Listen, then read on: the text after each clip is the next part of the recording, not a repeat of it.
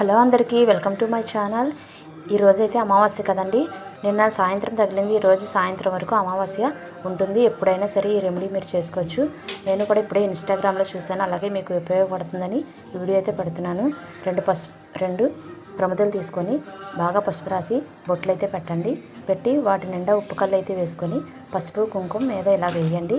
వేసి ఒక నిమ్మకాయ తీసుకొని 2 ముక్కలుగా కట్ చేసి పసుపులో ఒక బద్ద, కుంకుమలో ఒక బద్ద ఫుల్గా అంటేలాగా అంటించుకొని దాని మీద 5 మిరియాలు వేయండి.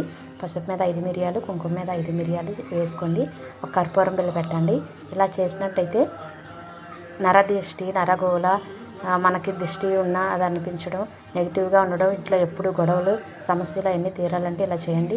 గుమ్మానికి ఆ పక్క ఈ పక్క పెట్టి కర్పూరం అయితే వెలిగించాలి. ఇదైతే ఇప్పుడు ఇంటికి దిష్టి తీయాలండి. మిరియాలు, ఎండుమిర్చి, నిమ్మకాయ, ఉప్పు కళ్ళును ఇప్పుడు అటు ఇటుగా ప్రమిదలు పెట్టేసుకొని కర్పూరం అయితే వెలిగించేసి ఇవి అయితే గుమ్మానికి యాంటీ క్లాక్ డైరెక్షన్లోని కూడా మనం 3 సార్లు అయితే తిప్పుకొని కాళ్ళలో వేసుకొని కాళ్ళు చేతులు కడుక్కొని ఇంట్లోకి వెళ్ళాలి. ఈ వీడియో మీకు నచ్చితే లైక్ చేయండి. ఇలాంటి మంచి వీడియోస్ పెడతాం. సబ్స్క్రైబ్